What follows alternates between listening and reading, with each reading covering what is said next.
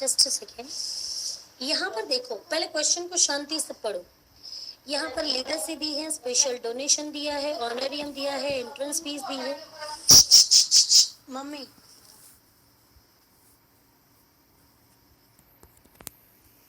Entrance fees दी है तुम्हें, और क्वेश्चन नंबर 2 दिया, उसमें देखो from the following recipient payment account of rotary club. देखो यहाँ पर रोटरी क्लब, लायंस क्लब जो भी दिया है वो क्लब दिया होगा, कोऑपरेटिव सोसाइटी दी होगी, कॉर्पोरेशन दिया होगा, राइट? ऐसे वर्ड्स दिए होंगे तुम्हें। तो पहले तो देखना है, ये बुक है वो ओसवाल की बुक है, राइट? ये ओसवाल की बुक है। अभी मैं गवर्नमेंट की भी बुक मेरे पास अवेलेबल कर दूंगी और उसमें से भी करवा दूंगी, राइट? मैम तो में तुम्हारे गरेवाल से कब करवाओगे, क्योंकि हमारा टीएस गरेवाल ही है। अच्छा ऐसा है, हाँ कोई बात नहीं, मैं टीएस गरेवाल की अरेंजमेंट कर दूंगी, उसके बाद में टीएस गरेवाल करवाएंगे, कोई बात नहीं। जो मेरे पिछले साल की बैच थी उसमें ये करवाते थे, इसलिए फिर मैंने ये कंटिन्यू किया। कोई बात नहीं, तुम्हें ये करवाएंगे, पर वो बहुत लेंदी नहीं होगी आई गेस। हेलो, पता नहीं। अच्छा, तो क्योंकि सर ने मैंने कहा तो हमने मान लिया कि टीएस गरेवाल अच्छी है, इसलिए फिर हाँ मैं मोस्टली स्कूल में टीएस गरेवाल चल रही है अभी। हाँ मोस्टली चल रही होगी, बट बड़ी हो, हाँ मुझे तो कोई प्रॉब्लम नहीं है, मुझे तो पढ़ाना ही है, कोई सी भी बुक से मैं पढ़ाऊँ, उसका मुझे कोई इशू नहीं है। हाँ कोई बात नहीं, मैं ऑनलाइन मंगवा दूंगी, 2-3 दिन में मेरे पास आ जाएगी, तो उसमें से करवाएंगे, उसका कोई इशू नहीं, ठीक है? चलो, उसमें प्रैक्टिस ठीक है, मैंने देखी हुई है, और पिछले साल की जो मेरी स्टूडेंट थी उसके पास होगी आई गेस, मैं उसको पूछ लेती हूँ। चलो, उसके पास अगर हो जाती है तो फिर उसके पास से ही अवेलेबल कर लेती हूँ। चलो, यहाँ पर रिसिप्टेंट पेमेंट अकाउंट तुम्हें दिया हुआ है, पहले देखो from the following recipient payment account rotary club का दिया है, यहाँ पर दिया है, उसमें से तुम्हें बनाना क्या है, इनकम एंड एक्सपेंडिचर और बैलेंस शीट। पहले ध्यान से देखो क्वेश्चन को, पेमेंट्स कौन कौन से दिए हैं देखो, एडवर्टाइजमेंट दिया, रेंट एंड रेट्स दिया, रिपेयर्स दिया, प्रिंटिंग एंड स्टेशनरी दिया, गवर्नमेंट बॉन्ड्स दिए, टेलीफोन एक्सपेंसेस दिए, फिर क्या दिया है, फर्नीचर परचेस्ड दिया है, बाय फर्नीचर परचेस्ड, और यहाँ पर कैश इन हैंड है और कैश एट बैंक है। यहाँ पर पेमेंट्स दिए, यहाँ पर रिसिप्ट दिए। पहले रिसिप्ट को ध्यान से देखो, जो भी बैलेंस होता है वो तुम्हारा ओपनिंग और क्लोजिंग देखना ध्यान से। क्यों? क्योंकि अगर तुम्हें 2 बैलेंस शीट बनाने की आएगी तो लास्ट ईयर में तुम कौन सा बैलेंस लोगे, जो ओपनिंग में तुम्हें दिया है वो, और क्लोजिंग में कौन सा बैलेंस लोगे, जो लास्ट में, मतलब तुम्हें क्लोजिंग में कौन सा बैलेंस लेना पड़ेगा, लास्ट ईयर अभी की बैलेंस जो बना रहे हो, बैलेंस शीट अभी की करंट ईयर की बना रहे हो, तो उसमें लास्ट का बैलेंस लेना है। देखो यहाँ पर दिया है 3170,5,000, ये जो तुम्हें दिया वो किस साल का दिया, इस साल का दिया है। रिसिप्ट में देखो क्या क्या चीजें हैं, कैश इन हैंड है, करंट अकाउंट विथ बैंक है, डोनेशंस है, प्रोसीड फ्रॉम चैरिटी शो है, यहाँ पर दिया है सब्सक्रिप्शन, राइट? यहाँ पर दिया life membership fees, entrance fees और interest on investment at the rate of 7% for the year. Additional information तुम्हें दी है।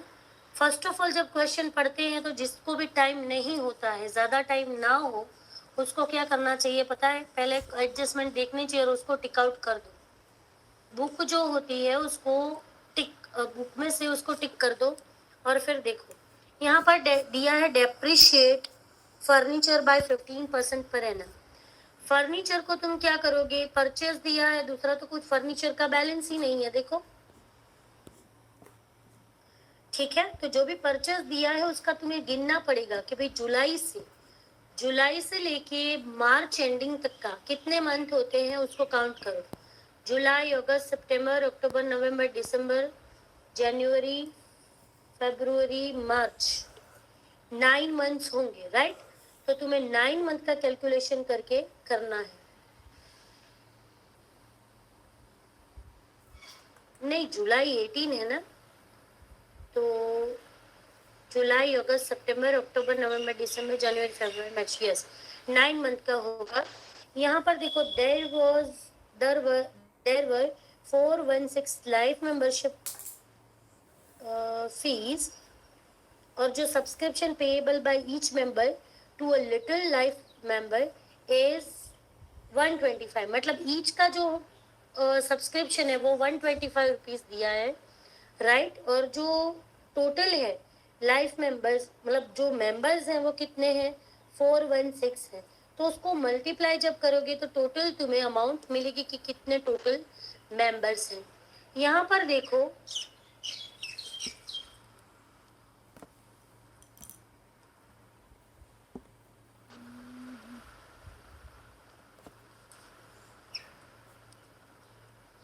एक्चुअली मैं जहाँ पर मेरे घर पे हूँ वहां पर ही मेरा सब कुछ पड़ा हुआ है, इसलिए अभी मेरे पास सब कुछ अवेलेबल भी नहीं है। तुम लोगों के किसी के पास है गरेवाल की बुक? Yes ma'am. अच्छा, सबके पास है। पीडीएफ अवेलेबल है तुम्हारे पास? नो। ओके, ठीक है, कोई बात नहीं।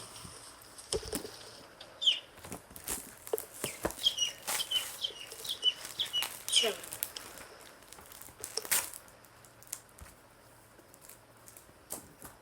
शुरू करते हैं क्वेश्चन को। पहले तो रिसिप्ट एंड पेमेंट दिया, इनकम एंड एक्सपेंडिचर शुरू करते हैं। चलो,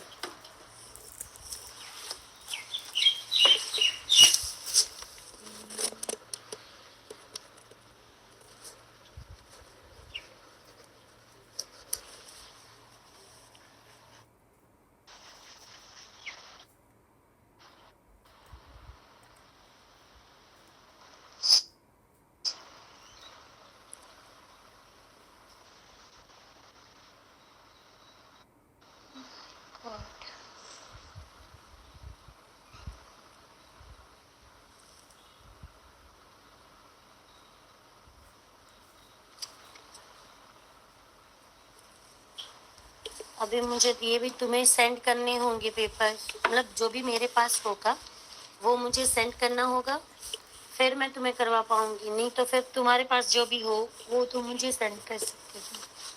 कोई बात नहीं, चलो। एक्सपेंसेस,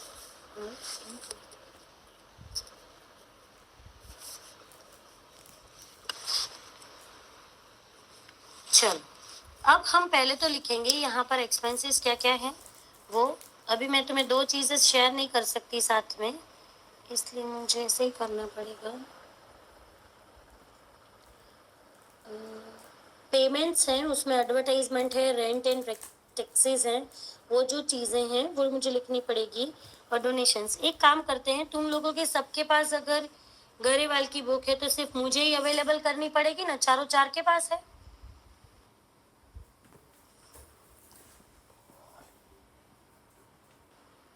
हेलो,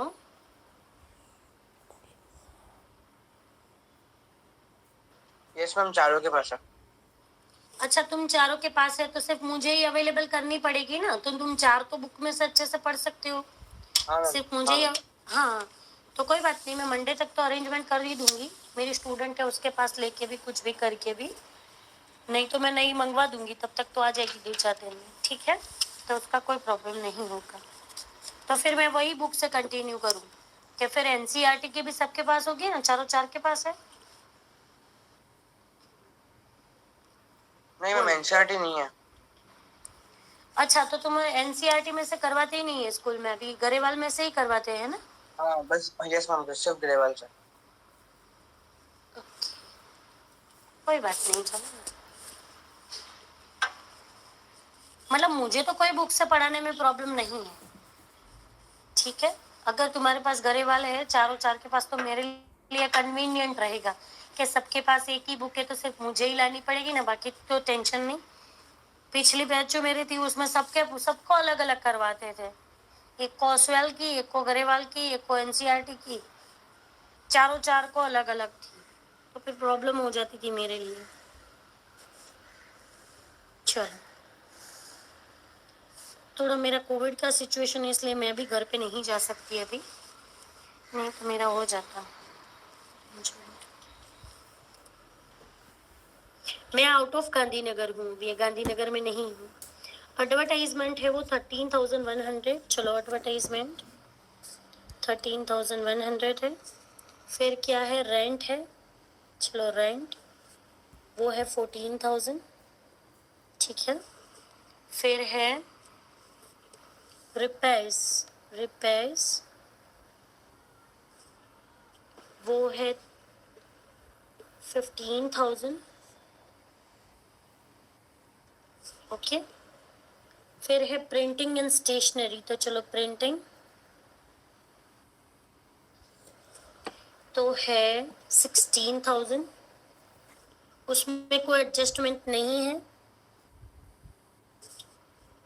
आज के दिन सिर्फ ये कर लेते हैं, सॉरी मुझे पता नहीं था तुम लोगों के पास नहीं होगी ये, इसलिए। अभी मुझे बताओ कि गवर्नमेंट बॉन्ड कहाँ किस में आएगा? अगर इसमें गवर्नमेंट बॉन्ड बॉन्ड दिए हैं तो इसमें आएंगे कि नहीं आएंगे? इनकम एंड एक्सपेंडिचर में आएगा, गवर्नमेंट बॉन्ड होगा तो? No ma'am. तो कहाँ पर आएगा बोलिए?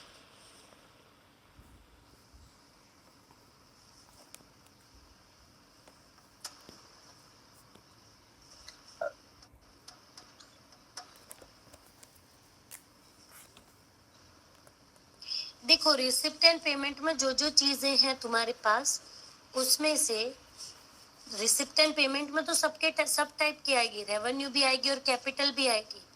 बट जब तुम काउंट करने बैठोगे, जब तुम बनाने बैठोगे इनकम और एक्सपेंडिचर अकाउंट बनाने बैठोगे या बैलेंस शीट जब बनाने बैठोगे, तब तुम्हें देखना पड़ेगा, क्या देखना पड़ेगा कि भाई यहाँ पर जो बुक जो भी तुम्हारे पास है इनकम और एक्सपेंस है या फिर बैलेंस शीट है या फिर इनकम एंड एक्सपेंडिचर बना रहे हो, तो उसमें तुम्हें क्या देखना पड़ेगा कि भाई चलो कि ये जो जो सारी एंट्रीज हैं उसमें रेवेन्यू टाइप की कौन सी है, जो रेवेन्यू होगी वही इनकम एंड एक्सपेंडिचर में आएगी। बॉन्ड तो कैसा हो गया है, कैपिटल टाइप का हो गया, क्योंकि जो भी तुमने बॉन्ड बनाए होगी उसमें स्पेसिफिक टाइप का इंटरेस्ट मिलेगा जो लॉन्ग टर्म तक तुम्हें मिलता जाएगा, राइट। और ऐसा भी नहीं है कि बॉन्ड को आज के आज तुम यूज कर डालने वाले हो, उसका तुम्हें जो यूज होगा वो 5 साल भी कर सकते हो, 10 साल भी कर सकते हो, 15 साल के लिए भी कर सकते हो। तो उसमें से जो तुम्हारे लिए बेनिफिट जनरेट होगा वो लॉन्ग टर्म बेनिफिट होगा। तो ये जो लॉन्ग टर्म बेनिफिट तुम्हें हो रहा है बॉन्ड के थ्रू, बॉन्ड के थ्रू जो तुम्हें मिल रहा है वो लॉन्ग टर्म है, इसलिए वो कैपिटल टाइप का है। अभी मुझे ये बताओ कि अगर मेरे पास बैलेंस शीट है, ठीक है, तो मुझे गवर्नमेंट बॉन्ड को कहाँ पर लिखना होगा? ये असेट की साइड पे लिखना होगा कि लायबिलिटी की साइड पे लिखना होगा, बताओ।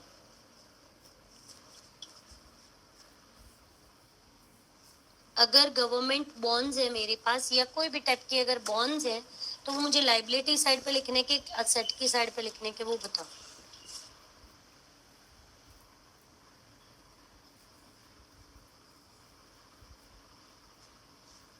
हम्म,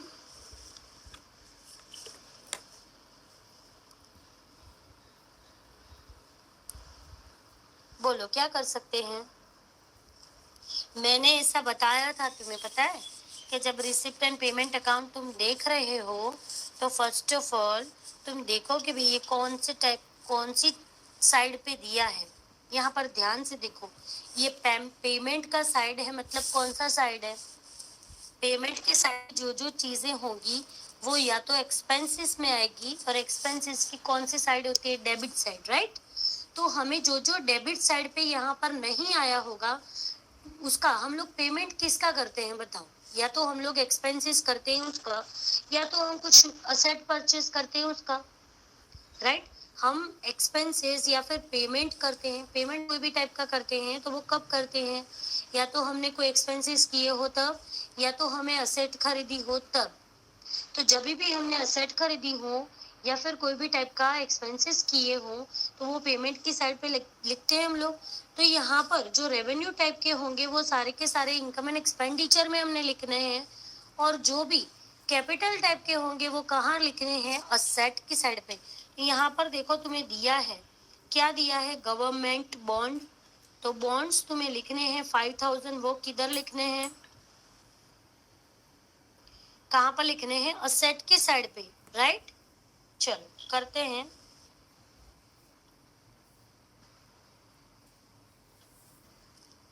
तो यहाँ पर असेट की साइड पे लिखेंगे बॉन्ड, गवर्नमेंट बॉन्ड्स या फिर जो भी बॉन्ड्स तुम्हें दिए हो वो सारे, राइट 5000 के। तो चलो मैंने लिख दिया 5000, राइट।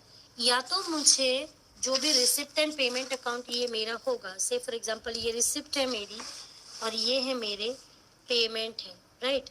तो जो भी मेरा रिसिप्ट एंड पेमेंट अकाउंट होगा वहाँ पर मैंने जो जो भी रिसिप्ट हुए होंगे, मतलब कि मेरी इनकम हुई होगी, राइट, या मैंने कुछ बेचा होगा, जो मेरे कोई लाइबिलिटीज होगी, वो सारी चीजें आएंगी। और यहाँ पर जो पेमेंट हुए होंगे वो मैंने पेमेंट किसके लिए किए होंगे, या तो मेरे एक्सपेंसेस होंगे, या तो मैंने असेट परचेज की होगी, राइट, या कोई मेरा डेप्ट होगा, डेप्ट होगा जो मैंने डेप्ट होगा जो मुझे लेना है किसी के पास से, वो मेरा जो अभी पड़ा हुआ है, मेरा एक टाइप की असेट ही है ये, राइट। तो जो भी असेट मेरी होगी उसमें मैंने पेमेंट किए होंगे या तो मेरे एक्सपेंसेस होंगे। तो इतना दिमाग में उतार लो कि भाई ये पेमेंट की साइड होती है, उसका क्रॉस मुझे कहाँ पर करना है, एक्सपेंसेस में, राइट। या तो वो चीज़ें एक्सपेंसेस होंगी या तो वो चीज़ें कहाँ पर आएगी, असेट की साइड पे, बैलेंस शीट में। असेट की साइड पे बैलेंस शीट में असेट की साइड होती है वो कौन सी होती है, डेबिट साइड होती है। असेट की साइड है वो भले डेबिट की साइड होती है, भले हम लोग जो बैलेंस शीट बन, तो ये मेरा क्रेडिट साइड और ये मेरा डेबिट साइड होगा।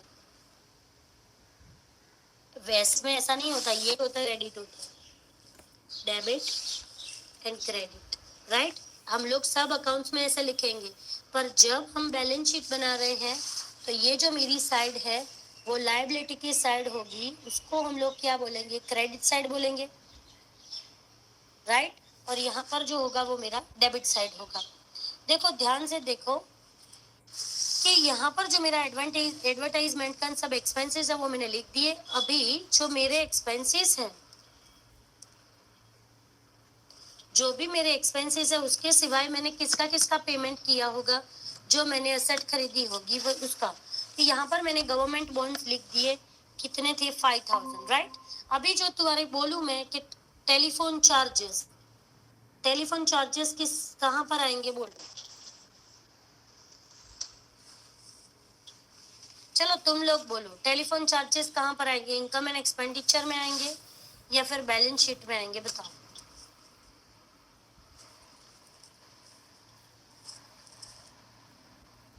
Income and expenditure.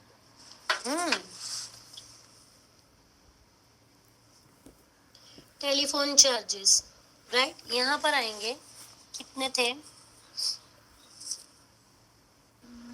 Telephone expenses है 1000, 1000। अभी मुझे एक चीज पूछनी है, परचेज ऑफ फर्नीचर अगर तुम्हें पूछे तो कहाँ पर आएगा बोल, इनकम एंड एक्सपेंस में आएगा या फिर बैलेंस शीट में आएगा, purchase of furniture. Receipt and payment में पेमेंट की साइड पर यहाँ पर लिखा हुआ है purchase of furniture,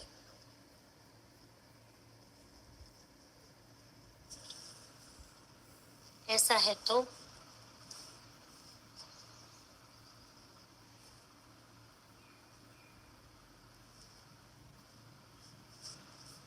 purchase of furniture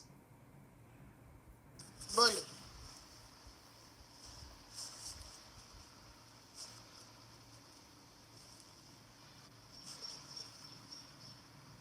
furniture के हम लिए हमने पेमेंट कर दिया है, तो वो पेमेंट की साइड पे हमने लिख दिया परचेज ऑफ फर्नीचर, राइट।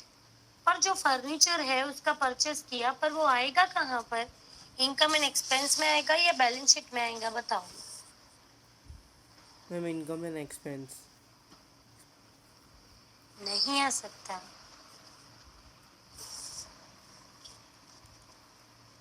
अच्छा ठीक है, मुझे ये बताओ कि इनकम एंड एक्सपेंस में आएगा तो क्यों आएगा और बैलेंस शीट में आएगा तो क्यों आएगा।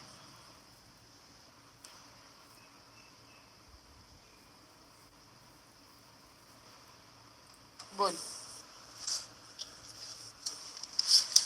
अगर मैं इनकम एंड एक्सपेंडिचर अकाउंट में अगर यहाँ पर परचेज ऑफ फर्नीचर लिख देती हूँ, से फॉर एग्जांपल मैं लिख देती हूँ, तो मुझे बताओ कि क्यों यहाँ पर ऐसा आएगा।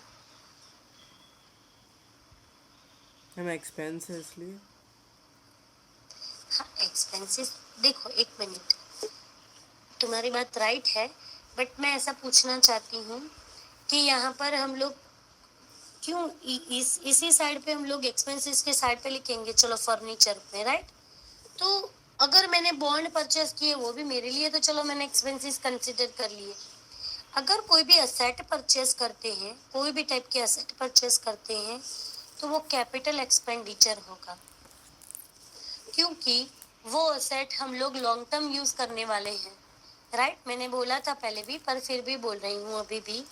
पेमेंट की साइड पे यहाँ पर रिसिप्टेंट पेमेंट अकाउंट जब तुम बनाते हो, तब पेमेंट की साइड पे कैपिटल, रेवेन्यू, इस साल का, अगले साल का, पिछले साल का, 10 साल का, सब कुछ चीजें आएगी, राइट। सब कुछ चीजें आएगी। इसमें सिर्फ मेन चीज क्या होगी, पैसे आए या पैसे गए, राइट। कैश आई है या फिर कैश गई है, उतना ही सिर्फ यहाँ पर कंसिडर होता है। पेमेंट की साइड पे और रिसिप्ट की साइड पे, रिसिप्ट एंड पेमेंट अकाउंट जब तुम बनाते हो, तब इसमें कोई देखने का नहीं होता कि ये साल का है, पिछले साल का है, 10 साल पहले का है, 10 साल बाद का है, एडवांस में है, आउटस्टैंडिंग है, ये सब कुछ भी नहीं देखा जाता। सिर्फ दो ही चीज देखी जाती है, एक भी चलो पैसे आए, पैसे गए, कैश आई है या कैश गई है, उतनी ही चीजें देखी जाएगी।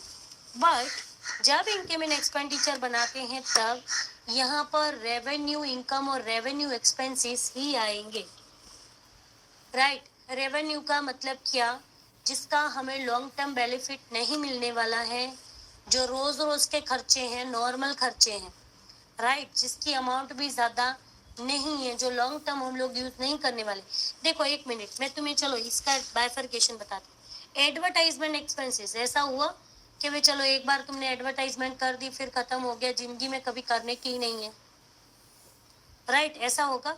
या एडवर्टाइजमेंट एक्सपेंसेस तुमने कर दी और फिर चलो 10 साल तक या 5 साल तक उसका बेनिफिट मिलने वाला हो, ऐसे कुछ है नहीं है।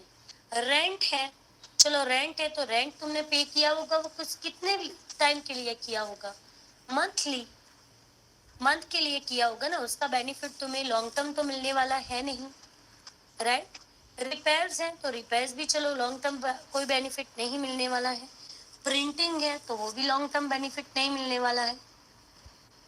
टेलीफोन चार्जेस, ऐसा तो है नहीं भी चलो इस बार टेलीफोन का बिल भर दिया तो जिंदगी में कभी भरना ही नहीं है, या 3 साल तक भरना नहीं पड़ेगा, 5 साल तक भरना नहीं पड़ेगा। हाँ, इसमें एक एडजस्टमेंट आता है, 11th में शायद तुम पढ़े होगे, अमोर्टाइजेशन ऑफ एडवर्टाइजमेंट एक्सपेंसेस, ऐसा शायद से तुम पढ़े होगे या फिर 12th में पढ़ने में आएगा, मुझे एग्जैक्टली याद नहीं है, ये 11th का 12th का टॉपिक है। उसमें ऐसा होता है कि भाई चलो एडवर्टाइजमेंट एक्सपेंसेस तुमने की, एक टीवी ला दिया चलो एडवर्टाइजमेंट के लिए, तो वो टीवी ला दिया, उसका तो 5 साल तक बेनिफिट मिलेगा। ऐसा तो है नहीं भाई चलो एक दो दिन में या 3-4 दिन में खत्म हो जाएगा, राइट, या 1 साल तक ही उसका बेनिफिट मिलेगा, 5 साल तक मिलेगा। तो ये जो एक्सपेंसेस होते हैं, उसका लॉन्ग टर्म तुम्हें बेनिफिट नहीं मिलेगा, जिसका उसको बोलेंगे रेवेन्यू टाइप ऑफ एक्सपेंडिचर, और वही इनकम एंड एक्सपेंडिचर में आएंगे, बैलेंस शीट में नहीं आएंगे वो वाले, राइट। बैलेंस शीट में कौन से आएंगे, फर्नीचर है, बॉन्ड है, कोई भी टाइप की असेट है, डेटर्स है, क्रेडिटर्स है, वो सब कुछ चीजें कहाँ पर आती है, बैलेंस शीट में आती है, राइट। अभी मुझे तुम्हें एक चीज पूछनी थी दूसरी, चलो भाई चलो ऐसा बोल दिया कि एक्सपेंसेस है, मान लिया कि मैंने फर्नीचर परचेज किया है, राइट, तो फर्नीचर जो मैंने परचेज किया उसका भी मुझे लाभ कब तक मिलने वाला है, लॉन्ग टर्म।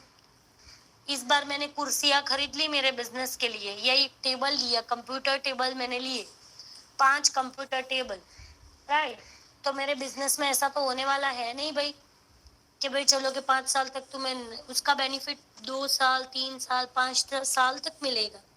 ऐसा नहीं होगा कि भाई चलो एक ही साल में बेनिफिट खत्म हो गया उसका, राइट। इसलिए इसलिए ऐसा आता है। और एक दूसरी चीज माइंड में बिठा लो, जिसका भी इंटरेस्ट होता है या डेप्रिशिएशन होता है, मैं फिर से बोल रही हूँ, जिसका भी इंटरेस्ट या डेप्रिशिएशन होता है वो सारी चीजें बैलेंस शीट में ही लिखने की, क्योंकि उसका लॉन्ग टर्म बेनिफिट मिलता है।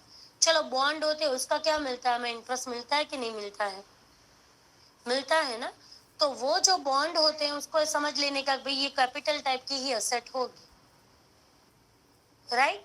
अगर जिस पे चलो तुम्हें ऐसा, मैं तुम्हें बोलती हूँ कि चलो डाउटफुल डेप्ट है, डेटर्स पे डाउटफुल डेप्ट है, वो 5% लगा दो। 5% ऐसे लोग हैं बिजनेस में, जो लोग डाउटफुल हैं, जो हमें पैसे नहीं देने वाले हैं, तो वो जो पैसे नहीं देने वाले हैं, डाउटफुल डेप्ट है, उसको मैं क्या बोलूंगी, मेरी असेट बोलूंगी। डेटर्स को मैं मेरी असेट बोलूंगी और उस पे मैं डाउटफुल डेप्ट लगाऊंगी, राइट। कि मैं चलो कि इतने लोग मुझे, तुम्हें पता है डाउटफुल डेप्ट का मतलब क्या?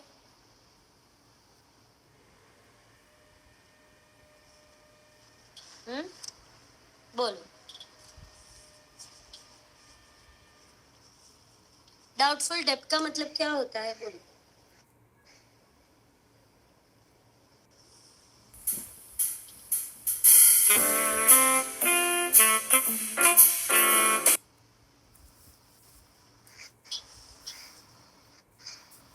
चलो डेटर्स का तो पता है ना। Yes, ma'am. हाँ, देखो एक बात मैं बोलूँ, 11th में तुम ये पढ़ चुके हो कि अभी एनजीओ वाले में ये नहीं आएगा, डेटर्स और क्रेडिटर्स नहीं आएगा। ये तो सिर्फ मैं एग्जांपल दे रही थी, बट डेटर्स और क्रेडिटर्स कभी पिक्चर में आएंगे ही नहीं। क्यों नहीं आएंगे? क्योंकि ये एनजीओ है, एनपीओ है, नॉन प्रॉफिट ऑर्गेनाइजेशन है, इसलिए इसमें ये सब चीजें नहीं आएगी, राइट। तो मैंने चलो ये लिख लिया। अभी परचेस ऑफ फर्नीचर है तो उसको कुछ नहीं करना है, लिखना है ओनली फर्नीचर। एक स्टूडेंट ने मुझे बोला था मैम डेट लिखने की, हाँ लिखने की, ताकि तुम्हें पता चले जब डेप्री गिनने के लिए बैठो ना, तब डेप्रिशिएशन जब गिनने के लिए बैठो तो तुम्हें पता चले कि भैया ऐसा कुछ पिक्चर में आया था, राइट। तो यहाँ पर है फर्नीचर है 70,000 का, चलो लिख लेते हैं 70,000। ब्रैकेट में लिखना है। क्यों ब्रैकेट में लिखना है? क्योंकि अभी डेप्रिशिएशन काउंट करना है। चलो डेप्रिशिएशन कितना होगा इसका मुझे बताओ। 15% उसका बोला है,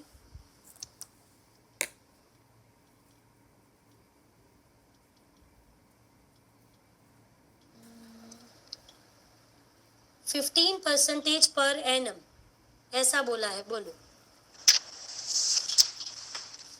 अगर 15% पर एनम बोला है तो इसका क्या आएगा, डेप्रिशिएशन का काउंटिंग कैसे करेंगे, बोलो। डेप्रिशिएशन ऑफ फर्नीचर, तो 70,000 का फर्नीचर था, इसका 15%, और फिर क्या बोला है उसका 7, तो जुलाई में खरीदा है, जुलाई 2018 में। चलो जुलाई अगस्त सितंबर अक्टूबर नवंबर दिसंबर जनवरी फरवरी मार्च, 9 मंथ हुए तुम्हारे पास। तो चलो 9/12। मेरी आवाज कट रही है, ऐसा कुछ प्रॉब्लम हो रहा है, तुम लेफ्ट चेन हो रहे हो भाई? हेलो,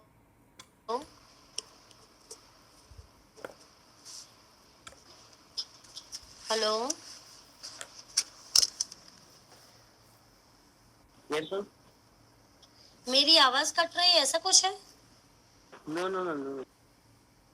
अच्छा अच्छा ठीक है, नहीं तो मुझे इन कॉल मैसेज कर देना, हाँ भाई, कि मैम आपकी आवाज नहीं आ रही है, तो फिर मैं कुछ कर पाऊँ।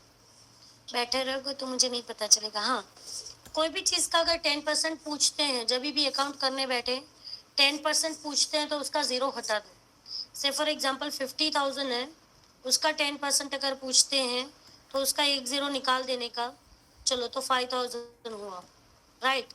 अगर ऐसा पूछे कि 5% करो तो जीरो निकाल के आधा कर दो, जीरो निकाल के आधा 2,500। 15% पूछते हैं तो जीरो निकाल के लिखो और फिर जीरो निकाल के आधा उसमें ऐड करो। तो चलो 70,000 का अगर मुझे 15% करना हो तो मैं कैसे करूँ? 70,000 का 15%, चलो 10% तो तुम्हें पता ही है, जीरो निकाल के कर डालो। मतलब 70,000 का अगर मुझे 10% करना हो तो उसमें से 1 जीरो निकाल देती हूँ मैं, तो 7,000। अगर मुझे 5% और ऐड करना है तो क्या करूँगी? जीरो निकाल के इसका आधा 3,500। चलो तो ये 10,500 आया, राइट। ये 10,500 पूरा ईयर का है। हमें कितना काउंट करना है? 9 मंथ का, तो 9/12, तो 3 3 ज़ा 9, 4 3 ज़ा 12, राइट। तो 4 से इसको डिवाइड करो, फिर देखो 4 2 ज़ा 8, 7 6 4 ज़ा, फिर 4 2 ज़ा 8, 5 4 ज़ा 2625 रुपीज़ आया, ₹2625 मिला, ठीक है। चलो तो ये मेरा क्या हुआ? Depreciation of furniture. यहाँ पर फर्नीचर में लिखना पड़ेगा तुम्हें क्या? 70,000 इंटू क्या लिखना है? 15% इंटू 9/12, जितना भी होता है वो लिखना है। कितना आएगा? 2625। इसको माइनस करके फिर बोलो, और जो भी माइनस वाली अमाउंट होती है उसको ब्रैकेट में लिखने की, ताकि पता चले कि ये ब्रैकेट वाला माइनस किया हुआ है। फिर ये एडजस्टमेंट करके फिर ये जो भी अमाउंट मिलती है मुझे बाहर लिखनी पड़ेगी। तो चलो ये रफ वर्क है मेरा 70,000 है, इसमें से 2625 है। चलो तो कितना मिलेगा मुझे? 5 7 3 77375, राइट। तो मैं लिखूंगी 77,375, यहाँ पर लिखूंगी बाहर, राइट। जो भी माइनस की अमाउंट है उसको ब्रैकेट में लिखो, और ये डेट भी लिखनी है और ऐसे भी लिखना है, ठीक है। अभी इसका दूसरा एडजस्टमेंट डेप्रिशिएशन का क्या होगा? यहाँ पर लिखना है डेप्री, बोलो डेप्रिशिएशन का दूसरा एडजस्टमेंट कहाँ पर करेंगे?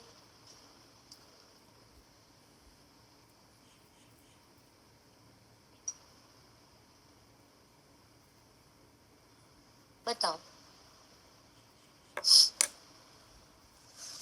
इनकम एंड एक्सपेंडिचर में एक्सपेंसेस की साइड पे डेप्रिशिएशन लिखना है।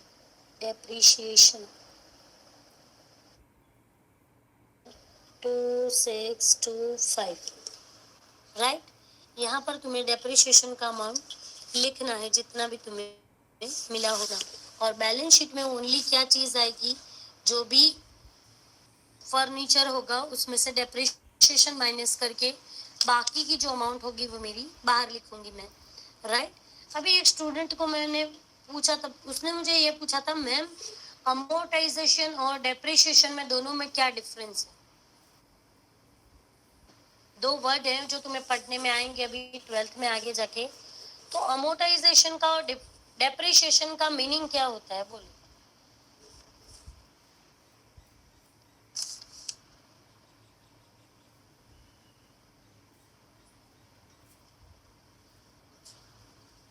चलो डेप्रिशिएशन हम लोग क्यों काउंट करते हैं वो तुम्हें पता है? क्यों करते हैं बोलो।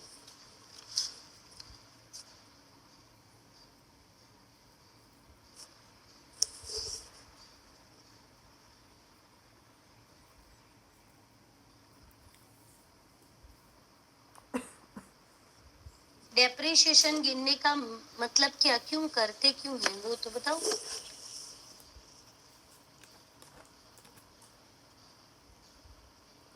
बोलो। देखो एक एसेट ली मैंने 10,000 की, राइट। ध्यान रखना ये डेप्रिशिएशन है और ये अमोर्टाइजेशन है। दोनों में माइनर डिफरेंस है जो तुम्हें ज्यादा नहीं दिखेगा। दोनों वर्ड के एक दूसरे की जगह पर लोग यूज करते हैं, बट एक माइनर डिफरेंस है जो होता है। चलो डेप्रिशिएशन हम क्यों काउंट करते हैं? मैंने एक एक्टिवा खरीदा है। नॉर्मली हम रियल लाइफ एग्जांपल लेते हैं। एक एक्टिवा मेरे लिए मैंने खरीदा, राइट। वो 70,000 का या 50,000 का, चलो 50,000 का है। मैं ऐसा मानती हूँ कि उसकी स्क्रैप वैल्यू 5 साल के बाद 10,000 हो जाएगी। चलो 50,000 का एक्टिवा, राइट। उसमें मैं ऐसा सोचती हूँ कि 10,000 उसकी स्क्रैप वैल्यू हो जाएगी। स्क्रैप वैल्यू मतलब भंगार कीमत, भंगार का प्राइस। जब 5 साल के बाद बेचूंगी तो भंगार में भी मुझे इतने पैसे तो मिलेंगे ही, ऐसा मैं सोचती हूँ, राइट। तभी मैं ऐसा बोलती हूँ कि जो भी चीजें होती हैं, असेट होती हैं, वो घिसती है, राइट। वो घिसती हैं और उसकी कीमत कम होती है। आज मैंने एक 5 लाख की गाड़ी ली, राइट। एक 5 लाख की मैंने गाड़ी ले ली, चलो के वैगनर ले ली। उसको मैं 5 साल बाद बेचने जाऊंगी जब, तब मुझे 5 के 5 लाख मिलेंगे।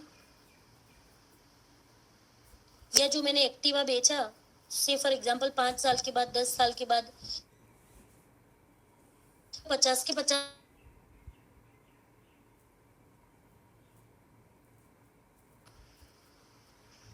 बोलो मिलेंगे कि नहीं मिलेंगे?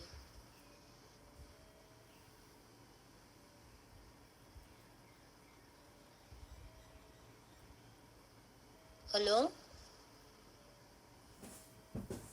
बोलो बोलो भी, कोई इश्यू नहीं है। 5 लाख की मैंने एक गाड़ी ली जो मैं 5 साल के बाद बेचने जा रही हूँ, तो मुझे उसकी वैल्यू 5 के 5 लाख मिलेगी। बताओ। No ma'am. No ma'am. हाँ हाँ, नहीं मिलेगी। क्यों नहीं मिलेगी? वो चीजें बोलो। चलो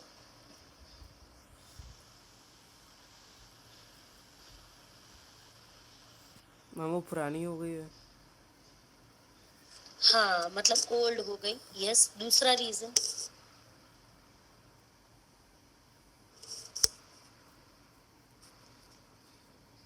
बोलो।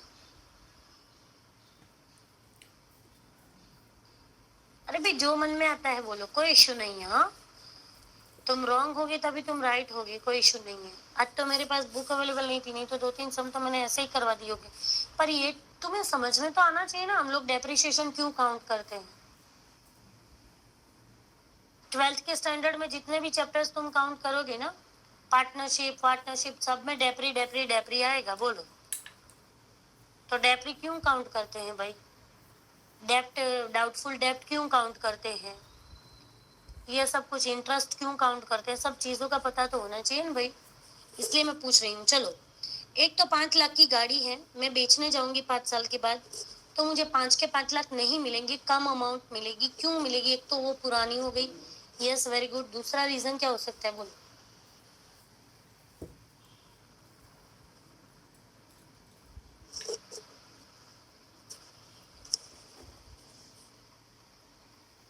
चलो, तुम्हारे पापा ने ही कोई गाड़ी ली 5 लाख की, फिर 5 साल के बाद बेचने जाते तो 5 के 5 लाख क्यों नहीं मिलते हैं?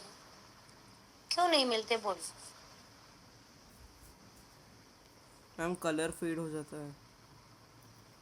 हाँ, कलर फेल्ड हो जाता है, मतलब घिस जाती है, राइट। घिस जाती है। चलो, तो मतलब कि यूज्ड है, इसलिए उसका कलर घिस जाता है, उसकी ब्रेक वगैरह बिगड़ जाती है, सब कुछ हो जाता है। दूसरा क्या रीजन हो सकता है? चलो, मैं गैरेज में ऐसे की ऐसी पड़ी रखूं 5 साल तक, फिर बेचने जाऊं, फिर भी 5 लाख मिलेंगे मुझे। मैंने मेरे घर में लाके मूर्ति के जैसे रख दी, 5 साल तक उसको एक भी ऐसे स्टार्ट भी नहीं किया है, यूज भी नहीं की है, फिर भी मैं 5 लाख की गाड़ी बेचने जाऊंगी तो मुझे 5 के 5 लाख तो नहीं ही मिलेंगे। क्यों नहीं मिलेंगे? उसकी अमाउंट का डिग्रेडेशन होगा। हाँ बोलो प्रियंश। Ma'am outdated. हाँ, आउटडेटेड, राइट, आउटडेटेड होगा, डिग्रेडेड होगा। फिर दूसरा क्या रीजन हो सकता है?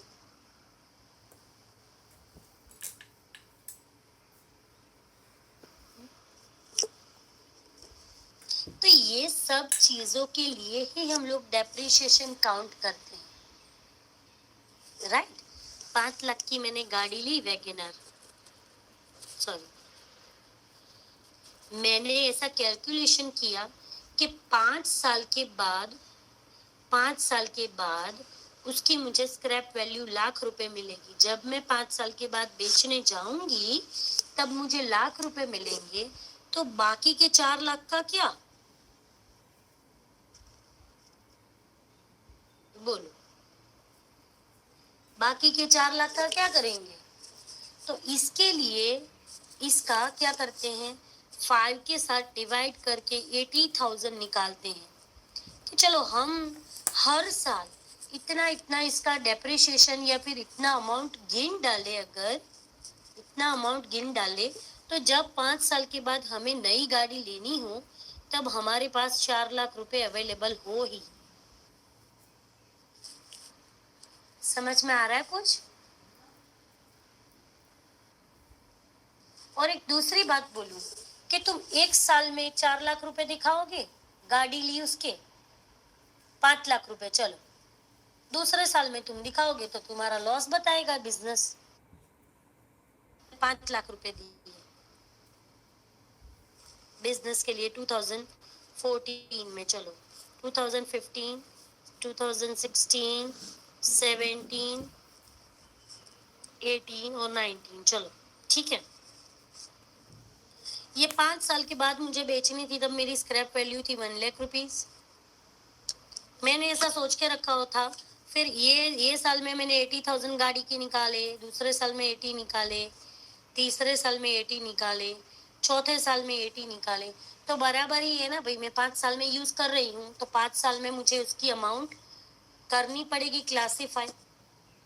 5 साल में मुझे यूज करनी पड़ेगी क्योंकि मैं 5 साल में गाड़ी का यूज एक साल में यूज कर रही हूँ, दूसरे साल में उसको बंद नहीं कर रही हूँ। इसीलिए जो भी उसका एडजस्टमेंट होगा वो 5 साल का होगा। और इसको बोलते हैं अमोर्टाइजेशन, इट्स नॉट डेप्रिसिएशन, ये अमोर्टाइजेशन। अब हम लोग काउंटिंग करते हैं कि भाई चलो स्क्रैप, अमोर्टाइजेशन का मतलब क्या, इक्वली अमाउंट में डिस्ट्रीब्यूट करके फिर उसके इंस्टॉलमेंट करते हैं, दैट इज कॉल्ड अमोर्टाइजेशन। और डेप्रिसिएशन का मतलब थोड़ा सा अलग होता है, बट इन शॉर्ट दोनों का एक मीनिंग होता है कि अमाउंट डिग्रेडेड, ध्यान रखना, amount of the asset degraded due to with the passage of time, being used or outdated is called depreciation। मतलब depreciation को बोलेंगे जब asset की वैल्यू डिक्रीज होती है, वो राइट, उसको बोलते हैं depreciation। अभी जब जब हम लोग काम करेंगे डेप्रिसिएशन, वो क्यों करते हैं, ताकि हमें पता होता है कि 5 साल के बाद कुछ वैल्यू होने वाली नहीं। आज मैंने 50,000 का एक्टिवा लिया, 5 साल के बाद मैं बेचने जाऊँ तो उसकी स्क्रैप वैल्यू मुझे सिर्फ 10,000 ही मिलेगी या 12,000, चलो मैक्स टू मैक्स 15,000। ऐसे मैं बिजनेस में कितनी सारी चीजें लेती होंगी। मैंने प्लांट लिए, मशीनरी ली, और बिजनेस लिए कोई गाड़ी ली, राइट, गाड़ी ली कोई हेर फेर चीजों की करने के लिए। से फॉर एग्जांपल मैंने 3 एसी लिए। थोड़ी स्क्रीन ब्लर दिख रही है। अच्छा ऐसा है, वेट, अब नहीं दिखी, अभी भी दिख रही है? हाँ मैम, नहीं मैम अभी भी ब्लर ही है। अच्छा,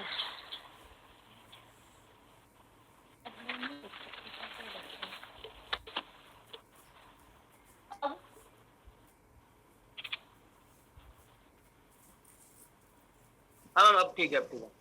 अच्छा ठीक।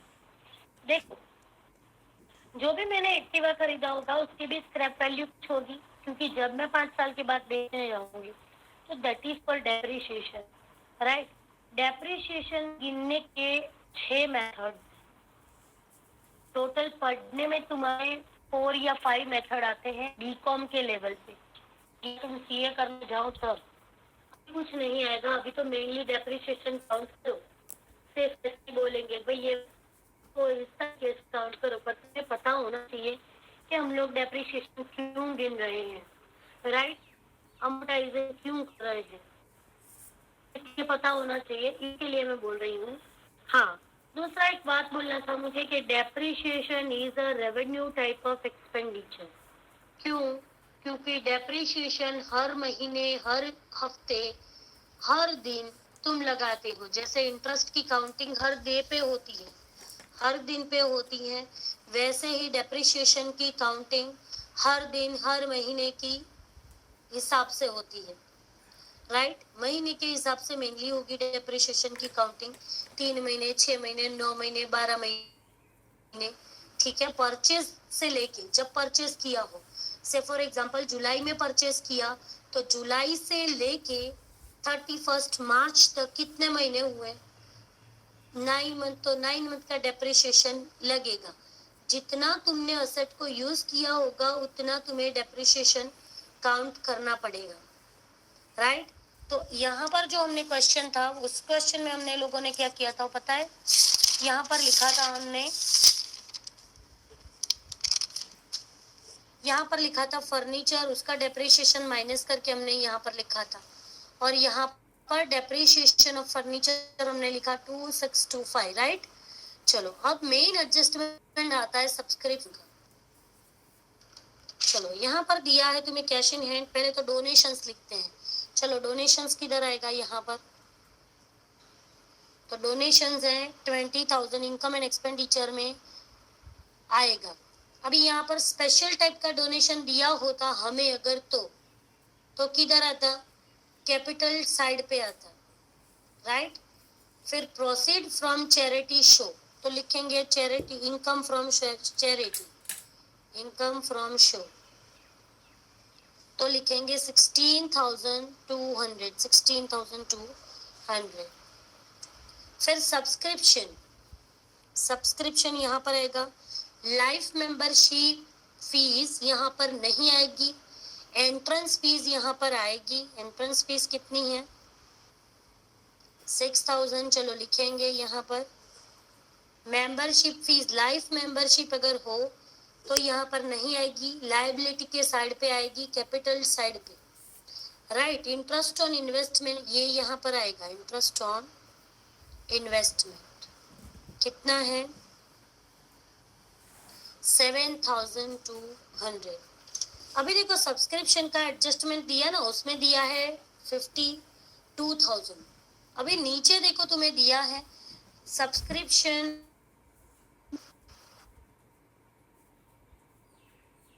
मेंबरशिप फीस का तुम्हें दिया है 125। टोटल मेंबर्स है 125 के हिसाब से ना हो।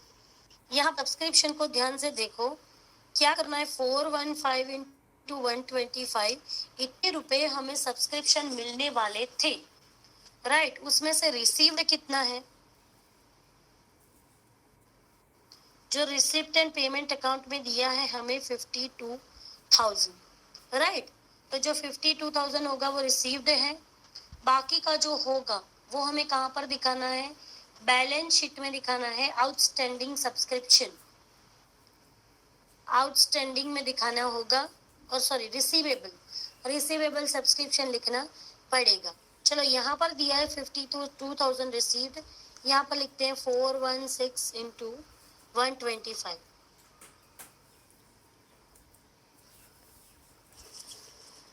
हम लोग बैलेंस शीट में नहीं लिख रहे, हाँ, मैं यहाँ पर काउंटिंग कर रही हूँ सिर्फ, बैलेंस शीट में नहीं, इधर नहीं आएगा। अगर आउटस्टैंडिंग होगा तो ही यहाँ पर आएगा, बाकी इनकम की साइड पे सब्सक्रिप्शन आता है, राइट। इनकम की साइड पे सब्सक्रिप्शन आएगा, और यहाँ पर पूरे साल का सब्सक्रिप्शन आएगा। 416 मेंबर्स थे और 125, इतना सब्सक्रिप्शन यहाँ पर आएगा। 41 टोटल कितना होगा? बोलो चलो।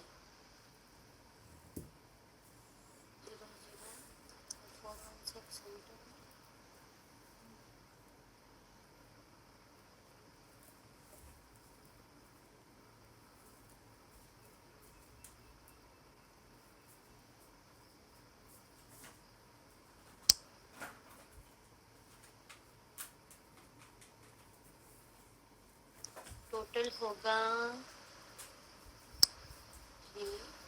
10, मतलब कि 10,360 मतलब होगा 06915 51,960 51,960 रुपीज, राइट। इतना हो रहा है। अभी यहाँ पर तुम्हें मिला कितना है? रिसीव्ड 52,000 है। अच्छा सॉरी, तुम्हारा लेक्चर होगा राइट, 5 को लेक्चर होगा। ओके, मैं सिर्फ इतना बता देती हूँ, 52,000 है तो यहाँ पर जो 440 है टोटल, मिला कितना है? जितना भी है 59960 यहाँ पर लिखना है, इतना मिलने वाला था। और यहाँ पर जो तुम्हें 440 मिला है वो एडवांस सब्सक्रिप्शन है जो पहले से मिल गया है।